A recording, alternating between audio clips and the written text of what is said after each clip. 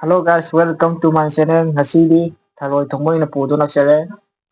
ꯊꯔꯣꯏ ꯊꯣꯡꯕ ꯃꯩꯒꯤ ꯄꯥꯠꯇꯒꯤ ꯑꯩꯈꯣꯏ ꯃꯥꯅ ꯈꯨꯠꯂꯛꯄ. ꯑꯩꯅ ꯄꯥꯠꯇꯒꯤ ꯂꯣꯡ ꯈꯨꯝꯃꯟꯗ ꯌꯥꯎꯔꯛꯄ ꯊꯔꯣꯏꯅꯦꯕ.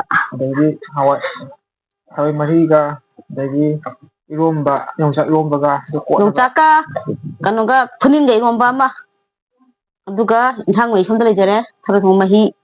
ꯑꯩꯅ ꯈ꯭ꯋꯥꯏꯗꯩ ꯄꯥꯝꯖꯕꯗꯤꯀꯣ ꯄꯥꯠ ꯊꯔꯣꯏ ꯊꯣꯡꯕꯁꯦ. ꯊꯔꯣꯏ ꯆꯤꯖꯥꯛ ꯌꯥꯝ ꯐꯠꯂꯦ ꯌꯥꯝ ꯀꯟ ꯄꯥꯝꯖꯔꯤꯁꯦ. ꯊꯔꯣꯏ ꯊꯣꯡꯉꯗꯤ ꯑꯗꯨꯝ ꯑꯩꯗꯤ ꯂꯤꯁꯤꯡꯃꯨꯛ ꯆꯨꯞꯄꯁꯨ ꯉꯝꯃꯅꯤ ꯊꯔꯣꯏꯁꯤꯗꯤ. ꯌꯥꯔꯤꯈꯩ ꯊꯔꯣꯏꯁꯦ ꯑꯗꯨꯝ ꯆꯨꯞꯆꯕ ꯆꯥꯛ ꯆꯥꯗ꯭ꯔꯁꯨ ꯌꯥꯅꯦꯕ. ꯁꯤꯗ ꯍꯧꯖꯔꯒꯦꯅ.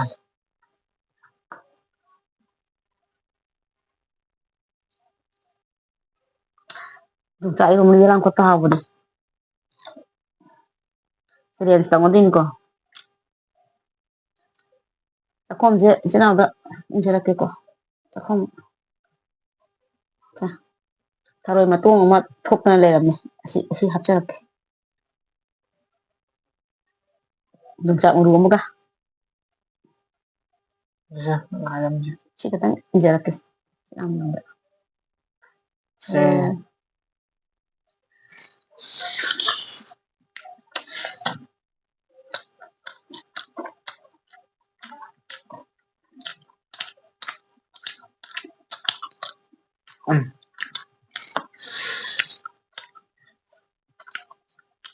Wow.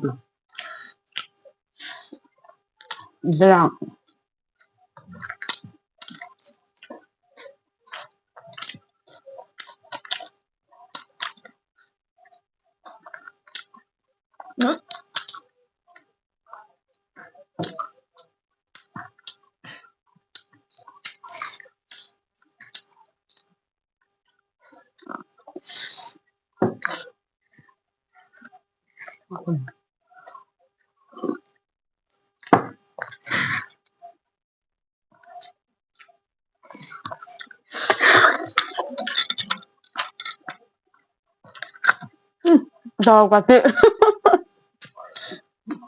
ꯍꯥꯝ ꯍꯣꯜꯂꯦ.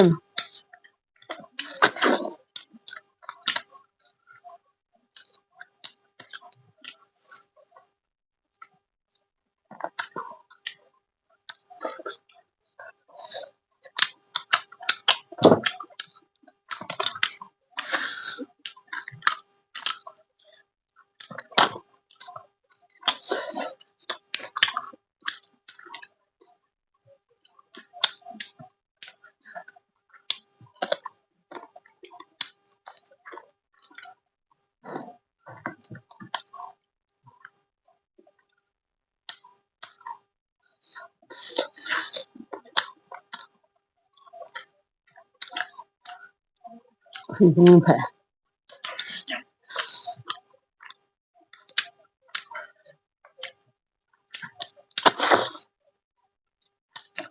Yongchak to yongchak ini papa dungai.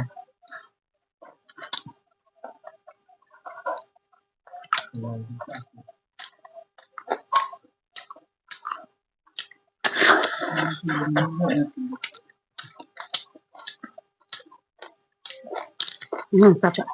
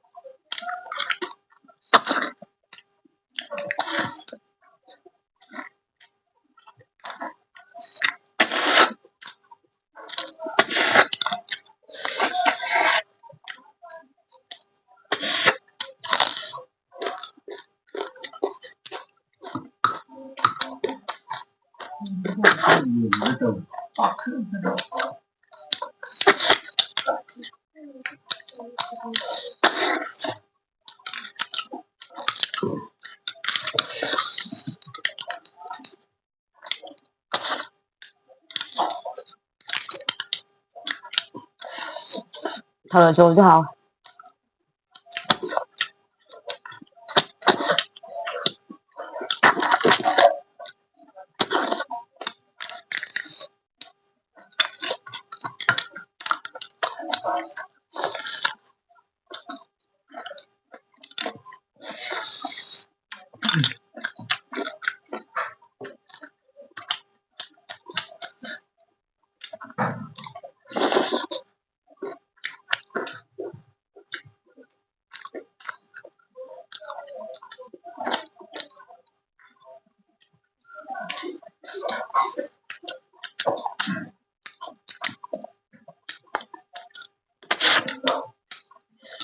Thì Chậm một lúc.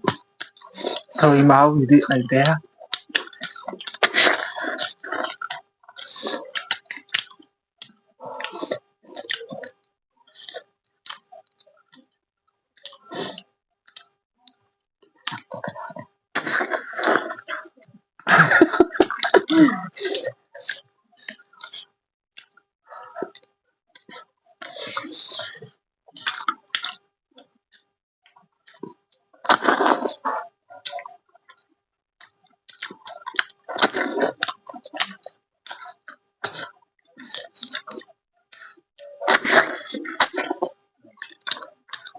Kasing hada. Chắc sao gần nhà qua ngang người cả ít cả hay là đi ạ.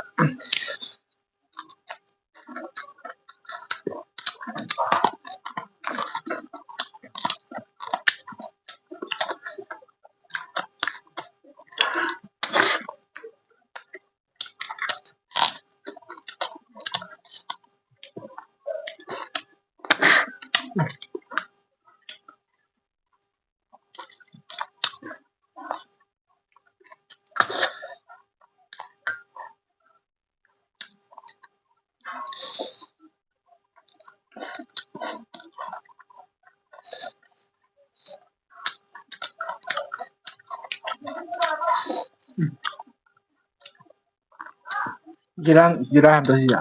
Jirang ni mahal hindi.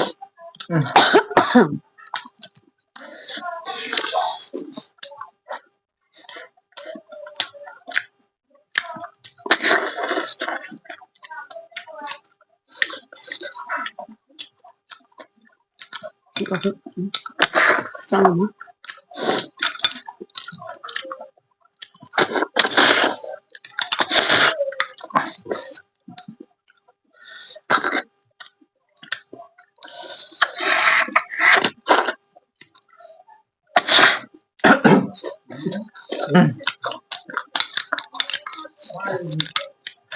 Thì cái đoạn khăn dầu cái tàu ấy chương trình mà đã như này chúng này tharo sa rồi là hạt thầy super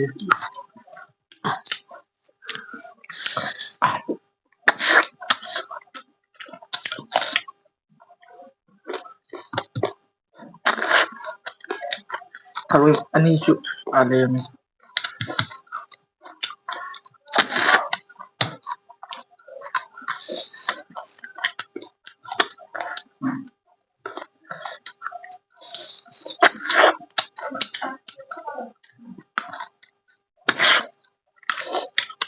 Hào á.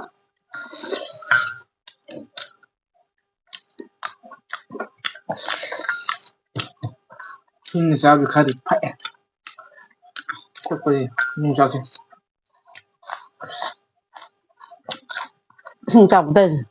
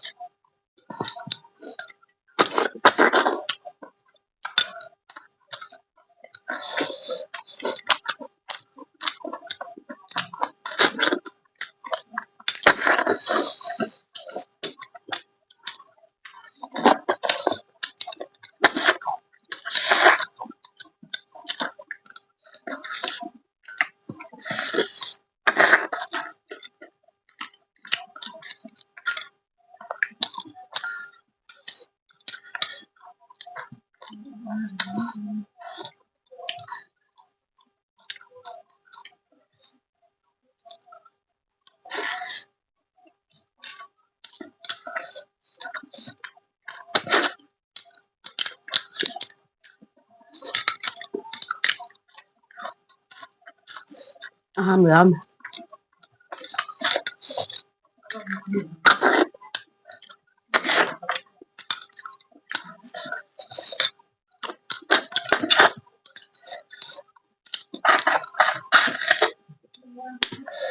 ꯊꯔꯣꯏ ꯊꯣꯡꯕꯁꯦ ꯑꯩꯗꯤ ꯈ꯭ꯋꯥꯏꯗꯩ ꯄꯥꯝꯖꯕ ꯊꯔꯣꯏ ꯊꯣꯡꯕꯁꯦ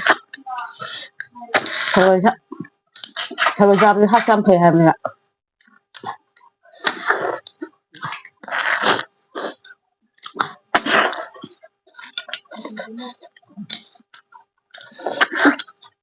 ꯌꯦꯂꯥꯡ ꯀꯣꯛꯇꯤ ꯍꯥꯎꯋꯦ ꯉꯁꯥꯏ ꯏꯔꯣꯝꯕꯗ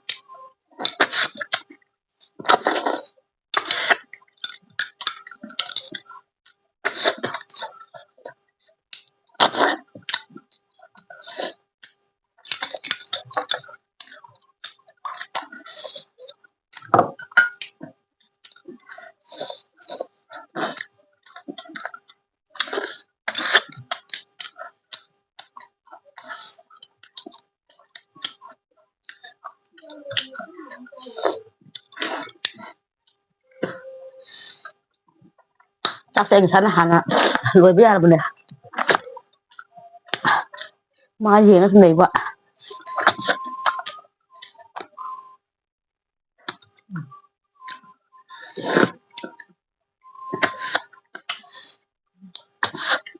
ꯃꯍꯤ ꯄꯥꯝꯃꯨꯏꯌꯦ ꯊꯔꯣꯏ ꯑꯀꯥꯏꯕ ꯑꯃ ꯌꯥꯎꯋꯦ ꯑꯉꯧꯕ ꯑꯃ ꯄꯥꯝꯃꯨꯏꯌꯦ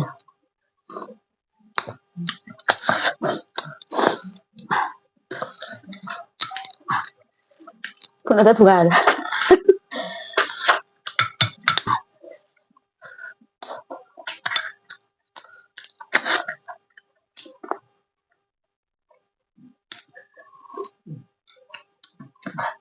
ꯃꯍꯤ ꯊꯛꯄꯁꯤꯅ ꯍꯥꯎꯋꯤꯅꯦ ꯁꯤ ꯂꯝꯖꯦꯜ ꯆꯦꯟꯅꯤꯡꯉꯦ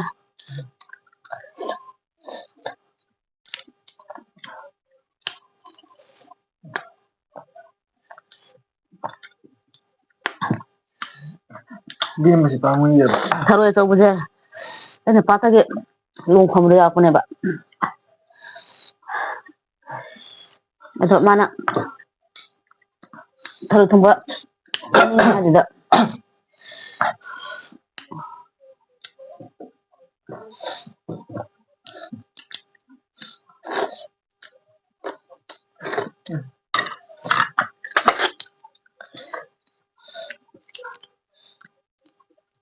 ꯄꯨꯡꯆꯦꯡ ꯆꯦꯡꯉꯤ ꯈꯔꯗꯤ ꯇꯩꯔꯦ ꯁꯤꯃꯥꯡꯁꯤꯁꯨ ꯈꯔ ꯇꯩꯔ ꯃꯇꯧ ꯃꯥꯟꯕꯅꯦ ꯈꯔ ꯌꯥꯝ ꯇꯩꯍꯜꯂꯣ ꯊꯔꯣꯏ ꯃꯁꯤꯡ ꯊꯤꯅꯁꯤꯔꯣ ꯌꯥꯏ ꯑꯃ ꯑꯅꯤ ꯑꯍꯨꯝ ꯃꯔꯤ ꯃꯉꯥ ꯇꯔꯨꯛ ꯇꯔꯦꯠ ꯅꯤꯄꯥꯜ ꯃꯉꯥ ꯃꯥꯄꯜ ꯇꯔꯨꯛ ꯇꯔꯥ ꯇꯔꯥꯃꯥꯊꯣꯏ ꯅꯤꯄꯥꯜ ꯇꯔꯥꯅꯤꯊꯣꯏ ꯇꯔꯥꯍꯨꯝꯗꯣꯏ ꯇꯔꯥꯃꯔꯤ ꯀꯨꯟꯊ꯭ꯔꯥꯗꯩ ꯑꯃ ꯇꯥꯕ ꯇꯔꯥꯃꯔꯤꯁꯦ ꯌꯥꯡꯈꯩ ꯅꯠꯇ꯭ꯔꯣ ꯌꯥꯡꯈꯩ ꯆꯠꯄꯤꯀꯣ ꯑꯩꯒꯤ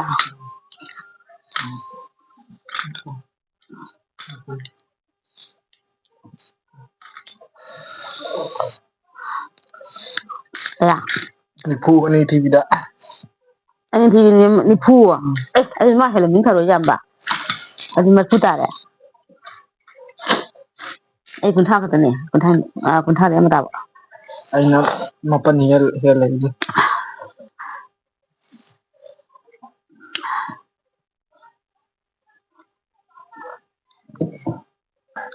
ꯃꯌꯥꯝꯁꯤꯗ ꯃꯊꯪꯁꯤꯗ ꯂꯣꯏꯁꯤꯟꯖꯔꯒꯦ ꯚꯤꯗꯤꯑꯣꯁꯤ ꯅꯨꯡꯉꯥꯏꯕ ꯑꯣꯏꯗꯤ ꯁꯕꯁꯀ꯭ꯔꯥꯏꯕ ꯇꯧꯁꯟꯕꯤꯔꯝꯃꯨ